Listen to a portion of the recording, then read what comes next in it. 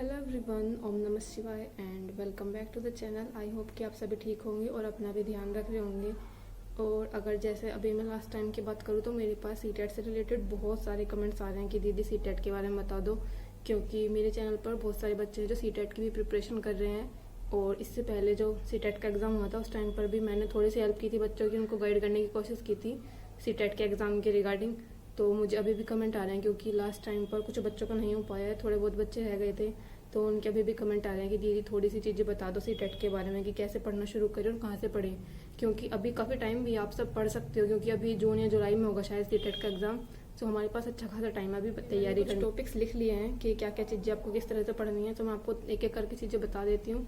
तो जिन बच्चों ने अभी से प्रिपरेशन स्टार्ट कर दी है तो वो तो बहुत ज़्यादा अवेयर है अपनी पढ़ाई को लेकर, उनके लिए तो बहुत अच्छी बात है, क्योंकि अभी से टेट का एग्ज़ाम होने में ना काफ़ी टाइम है। और ये एग्ज़ाम ऐसा तो है नहीं कि बहुत ज़्यादा डिफिकल्ट होता है, ठीक ठाक लेवल का होता है। तो अगर आपने अभी से पढ़ना स्टार्ट करा है ना, तो सिर्फ ये चीज़ें मत पढ़ना कि बच्चे क्या करते हैं आजकल, सिर्फ प्रैक्टिस करते हैं, जैसे कि प्रीवियस ईयर क्वेश्चन हो गए या फिर जो MCQ टाइप जो क्वेश्चन होते हैं ना उनकी सिर्फ प्रैक्टिस करते रहते हैं, जबकि कॉन्सेप्ट वाली चीज़ें नहीं पढ़ते हैं। तो इसके लिए तो मैं मना ही करूँगी कि इस तरह से मत पढ़ना। अगर आप पढ़ना चाह रहे हो तो रियल में तो आपको ना पहले कॉन्सेप्ट वाली चीज़ें पढ़नी होंगी सबसे पहले, जितना हो सके। जैसा आप पियाजे वाला टॉपिक पढ़ रहे हो या फिर डेवलपमेंट वाला भी अगर आप टॉपिक पढ़ रहे हो, तो सिर्फ ये मत सोचो कि मुझे इस सब मतलब इस सब्जेक्ट से रिलेटेड या इस टॉपिक से रिलेटेड इसके मैं सभी MCQ कर लूँगा तो ये टॉपिक क्लियर हो जाएगा।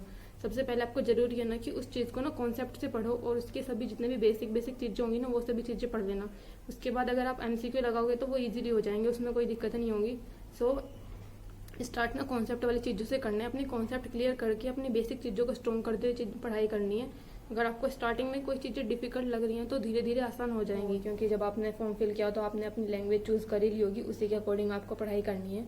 तो जहाँ तक हो सके हिंदी को पहली लैंग्वेज चूज़ करना, वैसे तो अब आपने कर चुकी होंगे वो, लेकिन हिंदी पहले लैंग्वेज चूज़ करने का बहुत ही बेनिफिट रहता है। उसके बाद जब आपको टॉपिक भी पता चल चुके और आपको कॉन्सेप्ट से चीज़ें पढ़नी है, सभी चीज़ें आपको बेसिक अपने क्लियर करते हुए कॉन्सेप्ट से आगे बढ़ना है। देन उसके बाद MCQ या फिर प्रीवियस ईयर्स के क्वेश्चन लगाने हैं। ऐसा नहीं है कि आप सबसे पहले प्रीवियस ईयर्स के क्वेश्चन लगाने लग गए या MCQ करने लग गए, तो ऐसे तो बेनिफिट नहीं होगा। तो सबसे पहले अपनी कॉन्सेप्ट क्लियर करके चीज़ें पढ़नी है। तो इसके लिए अगर आप ऑफलाइन पढ़ना चाहते हो तो ऑफलाइन भी अच्छी बात है, कोई एक अच्छी सी बुक मंगा लेना इसके लिए। और लास्ट में मैं तो ये बताऊंगी कि जब पूरी तैयारी आपकी हो जाएगी उसके बाद आप प्रीवियस ईयर्स के क्वेश्चन लगाना। और इससे पहले आप अगर ऑफलाइन पढ़ना चाहो तो ऑफलाइन पढ़ लेना या फिर ऑनलाइन पढ़ लेना। मैंने तो ऑनलाइन पढ़ाई को ही प्रेफर किया था, क्योंकि उस टाइम पर मुझे इतना ज़्यादा नॉलेज नहीं थी सीटेट वगैरह की, मतलब ऑफलाइन इतनी चीज़ें होती भी नहीं थी कि जहाँ से हम चीज़ों को समझ सकें। और बुक्स तो यही होते हैं कि बुक्स सभी के पास होती हैं, लेकिन टीचर्स वो होते हैं ना जो हमको गाइड कर सकते हैं, हमको नॉलेज देते हैं। इसलिए मैं तो टीचर से पढ़ना ज़्यादा प्रेफर करती हूँ बुक्स के कंपैरिजन में। इसलिए मैंने बुक्स वगैरह तो ज़्यादा नहीं मंगाई थी, सिर्फ 2 बुक्स मंगाई थी मैंने, वो भी सिर्फ प्रीवियस ईयर से रिलेटेड थी। तो इसलिए आपको अपने टॉपिक सभी पता करने के बाद कि आपको कौन से टॉपिक पढ़ने हैं, उन टॉपिक से रिगार्डिंग आप जैसे कि आपको CDP पढ़ना है तो आप टीचर्स देख सकते हो, जो से भी टीचर आपको अच्छे लगते हैं। राहुल वैद्यवान सर पढ़ाते हैं, हिमांशी मैम पढ़ाती हैं और सचिन सर भी पढ़ाते हैं। ये 3 टीचर्स ही हैं जहाँ से मेनली मैंने अपनी CDP की पढ़ाई करी थी। तो आप भी देख लेना, आपको जो से भी टीचर अच्छे लगते हैं वो सभी आप वहाँ से पढ़ लेना। मतलब ऐसा कोई कंपलसरी नहीं है कि आपको इन्हीं टीचर से पढ़ना है। देखो हमें BEd में एक चीज़ सिखाई जाती है कि बच्चों के अंदर इंडिविजुअल डिफरेंसेस होते हैं। सो मुझे लगता है मुझे हिमांशी मैम से ज़्यादा समझ में आता है, लेकिन आपको कहीं और टीचर से ज़्यादा समझ में आ सकता है, क्योंकि वो बाइलिंगुअल पढ़ाती हैं हिंदी इंग्लिश, तो वो इंग्लिश थोड़ा ज़्यादा यूज़ करती हैं, कहीं कहीं पर हिंदी कम ही यूज़ करती हैं। तो कुछ बच्चों को हो सकता है प्रॉब्लम हो। तो इसलिए अगर आपको मतलब जो भी टीचर अच्छे लग रहे हैं ना आप वहाँ से पढ़ाई करना। तो ऐसा नहीं है कि मैंने यहाँ से बोल दिया तो यहाँ से पढ़ाई करनी है। जो टीचर्स आपको अच्छे लग रहे हैं, अपने लिए बेस्ट लग रहे हैं, आपको वहाँ से पढ़ाई करनी है। जैसे मतलब और भी काफ़ी सारे टीचर्स हैं, वो भी पढ़ाते हैं, अच्छा पढ़ाते हैं, तो आप वहाँ से पढ़ लेना। लेकिन अपने लिए एक बेस्ट टीचर चूज़ कर लो पहले ही। मतलब जैसे CDP आपको इन टीचर से पढ़नी है पहले डिसाइड कर लो, मैथ्स आपको यहाँ से पढ़ना है या इन टीचर से पढ़ना है, ये सब चीज़ें भी डिसाइड कर लो कि EVS कहाँ से पढ़नी है। जब आप ये सब चीज़ें डिसाइड कर लोगे देन उन सभी चीज़ों को ना अपना पढ़ना शुरू करना और अपना सिलेबस ना पहले डिसाइड कर लेना कि आपको क्या क्या चीज़ें पढ़नी है, क्योंकि अभी एग्जाम होने में काफ़ी टाइम है। तो आप कुछ ना नई चीज़ें भी पढ़ लेना, क्योंकि कभी कभी होता है कि सीटेट के सिलेबस से इतर भी CDP में पूछ ली जाती हैं। तो मैं तो ये प्रेफर करती हूँ, मैंने तो थोड़ा एक्स्ट्रा ही पढ़ा था, क्योंकि जैसे मैं बात करूँ तो सीटेट में रॉबर्ट गैने और ये वाले सिद्धांत कम ही आते हैं ज़्यादातर तो। और बात करूँ तो व्यवहारवाद से भी कम ही आता है सीटेट के अंदर, ज़्यादातर तो संरचना मतलब रचनावाद से आता है, तो ये वाली चीज़ें व्यवहारवाद से कम ही आता है। सो उनके जो मनोवैज्ञानिक होते हैं वो पढ़ने की भी ज़रूरत नहीं होती है, क्योंकि व्यवहारवाद ये वाला चैप्टर से मतलब कम ही आता है सीटेट के अंदर। बट अगर अभी टाइम है तो मैं तो यही बोलूँगी आपको कि आपको ना सभी चीज़ें अच्छे से पढ़ लेना। ये मत सोचना कि सीटेट के एग्जाम में आएगा नहीं आएगा या UP टेट के एग्जाम में आएगा। आप ये सोचकर मत पढ़ना, मतलब सभी चीज़ें पढ़ लेना आपको। अब आपको अपने टॉपिक्स के बारे में पता चल गया, आपको अपने सिलेबस, मतलब सबसे पहले तो आप अपना एक सिलेबस बना लेना, एक पेपर पर लिख लेना क्या क्या चीज़ें पढ़नी है, फिर अपने टॉपिक्स भी लिख लेना, उससे रिलेटेड क्या क्या टॉपिक्स हैं। और ये सब चीज़ें करने के बाद फिर आपको अपने लिए टीचर्स डिसाइड करने हैं कि CDP मुझे कहाँ से पढ़नी है, हिंदी कहाँ से पढ़नी है, इंग्लिश कहाँ से पढ़नी है, किस टीचर से पढ़नी है, मैथ्स किस टीचर से पढ़ना है, ये सभी चीज़ें ना डिसाइड कर लेना। देन आप अपनी स्टडी स्टार्ट कर देना। और टीचर्स को कभी ये मत देख कर लेना कि इनकी पॉपुलैरिटी ज़्यादा है तो इनका पढ़ाया हुआ अच्छा होगा, क्योंकि ये सभी ना बच्चों के ऊपर डिपेंड करता है कि बच्चे को किस टीचर का पढ़ाया समझ में आता है। तो अगर आप कहीं भी पढ़ने जाओगे, मतलब कहीं भी पढ़ोगे, किसी भी टीचर से पढ़ोगे, तो आप अपनी पढ़ाई ना स्टार्ट करने से पहले उनकी कुछ डेमो क्लास देख लेना। स्टार्टिंग में 1 या 2 क्लास देखना, अगर आपको ठीक लगता है तो वहाँ से पढ़ लेना, और अदरवाइज नहीं लगता है तो कोई आप कहीं और से पढ़ सकते हो। क्योंकि ऐसा बहुत बार हुआ है मेरे साथ भी। स्टार्टिंग में मुझे, मतलब मैंने जब पढ़ना शुरू किया था, 1-2 टीचर से मैंने पढ़ा, मुझे 1-2 क्लासेस सही लगी, लेकिन बाद में फिर मुझे समझ नहीं आई उनकी चीज़ें, तो फिर मैंने उन टीचर्स को छोड़कर कहीं और से पढ़ाई करना शुरू किया। तो ऐसे बीच में ना आपका टाइम वेस्ट होता है। तो मतलब इसलिए मैं बोल रही हूँ कि मतलब अपने लिए ना बेस्ट टीचर देख लेना पहले, जो भी आपको ठीक लगते हो। मतलब 1-2 डेमो क्लासेस लेकर उनकी देख लेना अच्छे से कि हाँ, इन टीचर्स का पढ़ाया हुआ मुझे समझ में आ रहा है, तो फिर आप वहीं से ही पढ़ना अपनी सारी चीज़ें। ऐसे हिंदी के लिए, EVS के लिए, मैथ्स के लिए और साइंस के लिए, सभी चीज़ों के लिए ना अपने टीचर्स डिसाइड कर लेना पहले स्टार्ट, मतलब अपनी पढ़ाई शुरू करने से पहले ही। जब आपने ये सब चीज़ें डिसाइड कर लिया, अपना सिलेबस बना लिया, उसके टॉपिक्स लिख लिए, अपने टीचर्स भी देख लिए, देन आप अपनी पढ़ाई करना ना शुरू कर देना। और मैं तो यही बोलूँगी, जब आप पढ़ रहे हो ना तो थोड़े थोड़े ना नोट्स बनाते रहना। ऐसा मत करना कि कुछ भी चीज़ें नोट्स ही नहीं कर पा रहे हो। मतलब जब जिस टाइम पर मैंने एग्ज़ाम दिया था तो ज़्यादा टाइम नहीं मिला था मुझे, मतलब मैंने कम टाइम में प्रिपरेशन की थी, तो मुझे तो नोट्स बनाने का टाइम नहीं मिल पाया था। इसलिए मैंने बहुत ही हल्की फुल्की चीज़ें लिखी थी, कुछ लाइक कुछ सन हो गया या फिर किसी मनोवैज्ञानिक ने कौन सा सिद्धांत दिया है, बस ऐसा कुछ मैंने थोड़ा बहुत ही नोट्स किया था। तो मैंने बहुत ज़्यादा अपने नोट्स नहीं बनाए थे। तो अगर आप हो सके, क्योंकि अभी तो टाइम है, तो आप अपने नोट्स बना लेना। ये नोट्स ना आपको आगे जो अदर एग्जाम होगा, CTET के बाद आप अपने नेक्स्ट एग्जाम्स भी दोगे, उसके बाद उसमें भी बहुत हेल्प मिलेगी। तो इसलिए ज़रूरी है, अगर आप अपनी तैयारी कर रहे हो तो अपने नोट्स भी थोड़े थोड़े बनाते हुए चलना CTET के लिए। अब आपने सभी चीज़ें तैयार कर ली हैं, अपने टॉपिक्स लिख लिए हैं, सिलेबस आपको पता है, अपने लिए टीचर्स भी चूज़ कर लिए, तो अब ना आप अपनी मतलब जो भी सब्जेक्ट है उसको पढ़ना शुरू कर देना।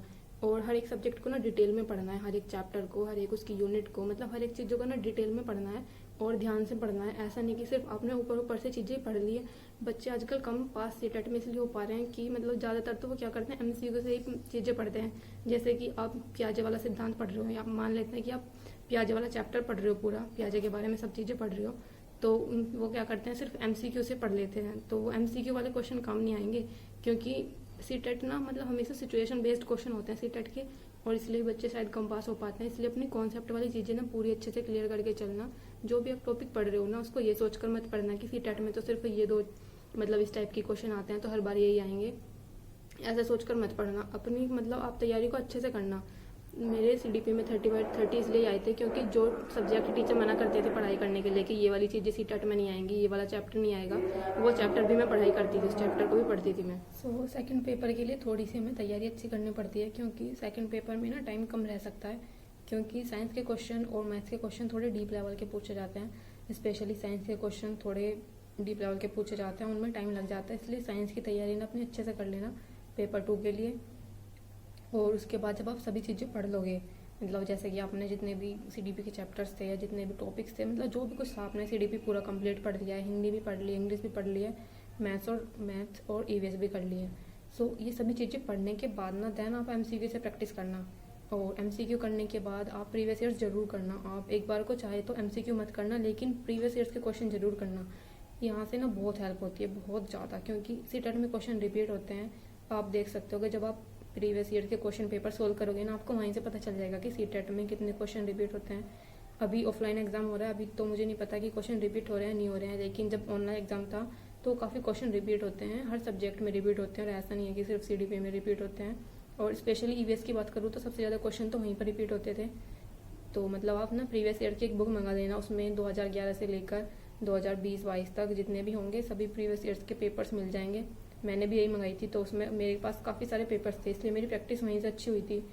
और इस तरह की मतलब इन सभी चीज़ों की प्रैक्टिस ऑफलाइन करना, मतलब बुक से करना, क्योंकि ऑनलाइन प्रैक्टिस में ना टाइम ज़्यादा वेस्ट होता है, मतलब ज़्यादा टाइम में कम प्रैक्टिस हो पाती है, जबकि ऑफलाइन अगर हम प्रैक्टिस करते हैं तो कम टाइम में हमारी ज़्यादा प्रैक्टिस हो जाती है। इसलिए एक बुक मंगा लेना प्रैक्टिस के लिए, और बुक भी सिर्फ प्रीवियस ईयर्स की मंगाना। और जो भी सब्जेक्ट आप पढ़ रहे हो ना, तो उसके ज़रूर नोट्स ज़रूर बनाना, और ये वाले नोट्स ना आपके लास्ट टाइम पर रिवीजन में बहुत हेल्प करते हैं। और मतलब देखो, पढ़ाई तो सभी करते हैं, लेकिन अगर हमें थोड़ा सा कुछ अच्छे मार्क्स लाने हैं, सभी से थोड़े से आगे रहना है, थोड़े से ज़्यादा मार्क्स लाने हैं, तो हमें थोड़ी सी ज़्यादा मेहनत करनी पड़ेगी। थोड़े से अपनी एक्स्ट्रा नोट्स वगैरह बनाकर चलो, थोड़ी एक्स्ट्रा चीज़ें पढ़नी होती हैं। जैसे कि मैंने आपको बताया, मतलब जो टीचर्स बोलते थे कि सीटेट में ये वाले टॉपिक्स नहीं आते हैं, इनको मत पढ़ो, ये ज़रूरी नहीं है, वो सभी टॉपिक्स भी मैं पढ़ती थी। इसीलिए शायद मेरे नंबर थोड़े CDP में भी 30/30 थे। तो इसलिए आप थोड़ी सी एक्स्ट्रा चीज़ें पढ़ लोगे, उसका कोई नुकसान तो नहीं होगा। लेकिन अगर आप कम चीज़ें पढ़ोगे तो डेफिनेटली मार्क्स कम आ जाएंगे। तो इसलिए हो सकता है अभी आपके पास टाइम भी है तो आप थोड़ी थोड़ी चीज़ें ना अपने नोट्स करते चलना। और लास्ट टाइम पर ना बहुत हेल्प होती है नोट्स से। और स्पेशली मैं तो अपने मतलब हर सब्जेक्ट के एक शॉर्ट नोट्स भी ज़रूर बनाती हूँ। जैसे CDP हो गया तो वो 2 से 3 पेज के नोट्स होते हैं, शॉर्ट नोट्स। उसमें एकदम टू द पॉइंट चीज़ जो होती है, जैसे वन लाइनर टाइप होते हैं, जो बहुत इंपॉर्टेंट, जो मुझे कुछ लग रहा होता है और जो चीज़ें याद नहीं हो रही होती हैं, उनको मैं लिख लेती हूँ। और ऐसा सिर्फ CDP में नहीं, सिर्फ 5 सब्जेक्ट के लिए बनाती हूँ ऐसे।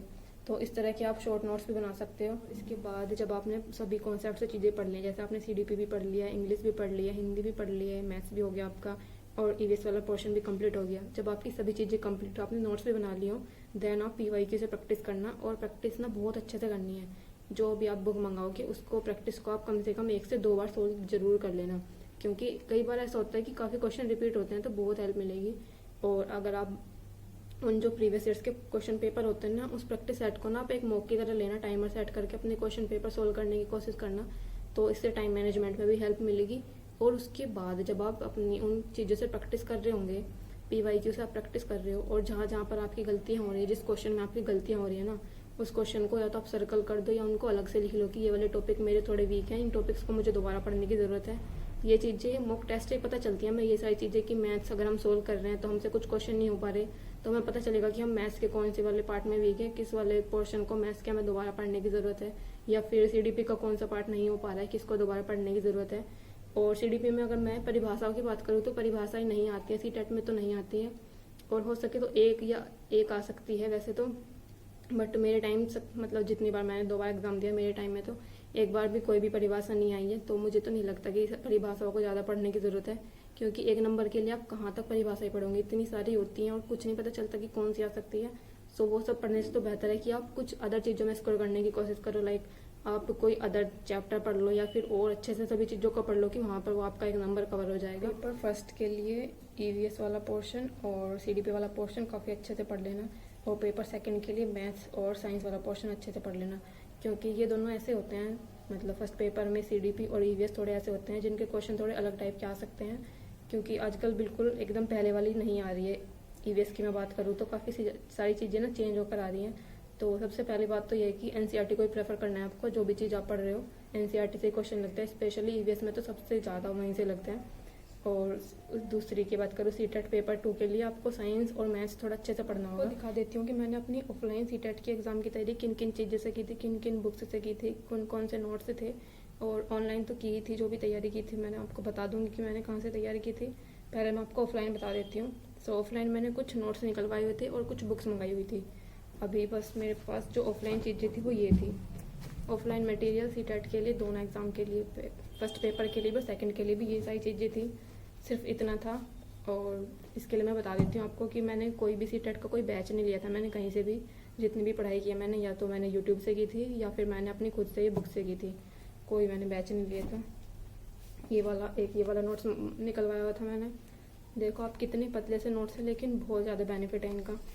वन लाइनर जैसे समझा रखे हैं मैम ने, बहुत अच्छे लगे थे मुझे तो वाले नोट्स।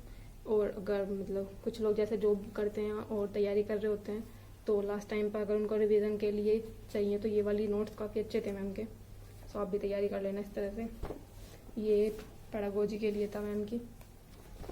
सेकंड हिंदी पेडागोजी के लिए भी मैंने ये नोट्स निकलवाया हुआ था मैम का। और ये इन्वायरमेंट स्टडीज़ के लिए था, ये मैंने लास्ट टाइम पर रिवीजन के लिए निकलवाया हुआ था। इसके अदर मैंने ऑनलाइन पढ़ लिया था, पहले कॉन्सेप्ट से चीज़ें क्लियर कर ली थी, उसके बाद एक तरह से रिवीजन के लिए मैंने ये नोट्स निकलवाए हुए थे। क्योंकि मैंने काफ़ी कम टाइम में तैयारी की थी तो मैं नोट्स नहीं बना पाई थी, इसलिए मैंने ये निकलवा लिए थे। ये इंग्लिश वाले हैं। और मैथ्स का मैम कराती नहीं है, तो मतलब मैथ्स की पेडागोजी कराती है मैम, सिर्फ मैथ्स वैसे नहीं कराती, तो इसलिए मैथ्स के नोट्स नहीं थे। इसके बाद 2 बुक्स मंगाई हुई थी प्रीवियस ईयर्स के लिए। आई होप कि ये दिख रही होंगी। ये वाली 2 बुक्स थी, इनको मैंने काफ़ी अच्छे से पढ़ा था। इसमें जितने भी हैं ना 2011 से लेकर 2020 तक के थे शायद इसमें पेपर्स, तो इसलिए मुझे काफ़ी अच्छी लगी। इसमें सिर्फ CTET के क्वेश्चन पेपर्स नहीं थे, CTET, UP TET and other TET के भी थे, हरियाणा टेट के, राजस्थान टेट के, रीट के भी थे। तो इसलिए मुझे काफ़ी सही लगी थी ये बुक। मैंने यहाँ से ही प्रैक्टिस की थी, अपनी जितनी भी CTET की प्रैक्टिस की थी। और सेकंड पेपर के लिए एक ये वाली बुक मंगाई थी। सेकंड पेपर के लिए तो ज़रूर ये वाली बुक मंगा लेना, क्योंकि मतलब साइंस में बहुत ज़्यादा हेल्प हो जाती है। साइंस और मैथ्स के पोर्शन में जब तक आप ना प्रीवियस ईयर्स को सोल्व नहीं करते हो या मॉक टेस्ट नहीं दे के देखते हो, उससे हमें पता नहीं चलता कि हमारे कौन से सब्जेक्ट वीक है, हमें किन चीज़ों को दोबारा पढ़ने की ज़रूरत है, टाइम मैनेजमेंट नहीं हो पाएगा। तो इसलिए प्रीवियस ईयर्स जरूर लगा कर देखना है आपको। सो बस यही सब चीज़ें मंगा लेना अगर आप CTET की तैयारी कर रहे हो तो। ये सभी चीज़ें एनफ हैं। बस ये थोड़े से नोट्स आप मंगा सकते हो, कुछ ऐसा नहीं है कि बहुत ज़्यादा चीज़ें हैं ये। और अभी तो टाइम भी अच्छा खासा है, तो तैयारी भी हो जाएगी। और इसके अगर आपको कुछ भी पूछना CTET एग्जाम से रिलेटेड तो प्लीज़ कमेंट कर देना, मैं आप सभी के क्वेश्चन का आंसर कर दूँगी। मिलते हैं नेक्स्ट वीडियो में, तब तक के लिए बाय बाय, टेक केयर।